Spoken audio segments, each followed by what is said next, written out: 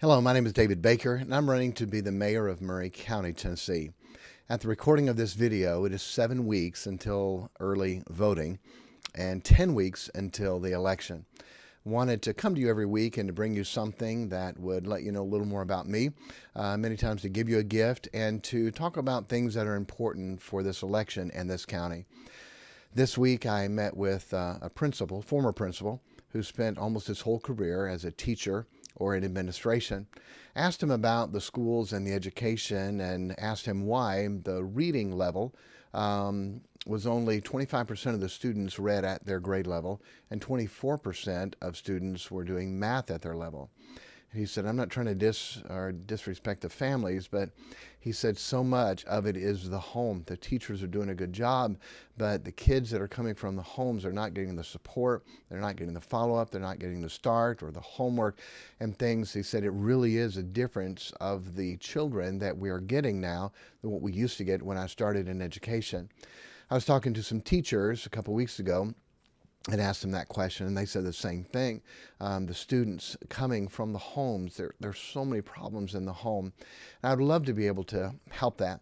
I already gave away a Childrearing program.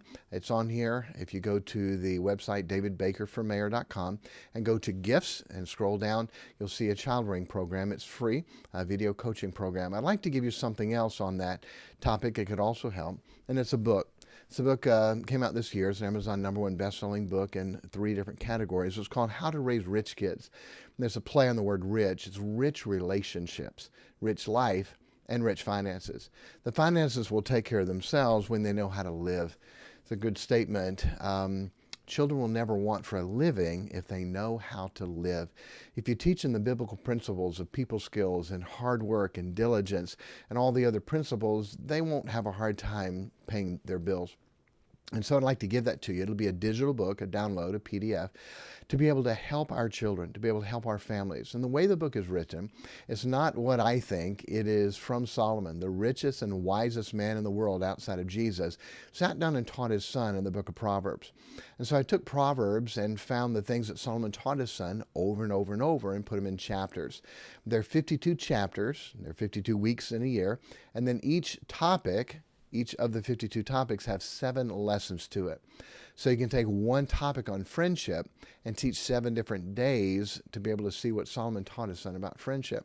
You can take one topic on money or finances and see 7 days of what Solomon taught his son about that. When I started my education degree, my Master's of Education degree, one of the first things they taught us was that repetition is the key to learning. Anything that someone is really going to learn and not forget, you're going to have to repeat it over and over and over and over. That's how we learn. What's 6 times 6?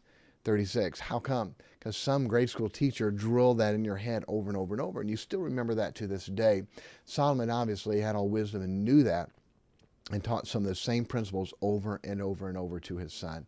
And so go to that same website, davidbakerformayor.com, and go over to gifts, and then scroll down and you'll see a place, put in your name and email address, and that will give you the PDF, a digital copy of this book. And it is almost 300 pages, sells for almost $40 on Amazon. I want to give it to you free, where you can teach your children these biblical principles and help them to change their life. The principles are short. You could literally have them read it on the way to school, or read it to them while they're eating breakfast in the morning. They're very short, but 7 days in a week, you're putting that same topic in their mind, and then the next week start over on a different topic and review last week. I encourage you to take one of the verses, you pick it out, one of the 7, and say, this is going to be our memory verse for the week, and let's work on memorizing that to put the Word of God in their heart.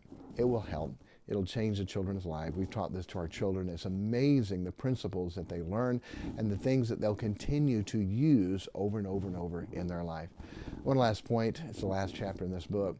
We can't just teach them the good principles. Solomon did, but his son didn't turn out well. How come? Because he didn't live it. He didn't live it. Solomon taught his son some great principles, but many of those principles Solomon didn't live in front of his son. And we know it's monkey see, monkey do. Our children will copy more of what they see in us than what we tell them to do.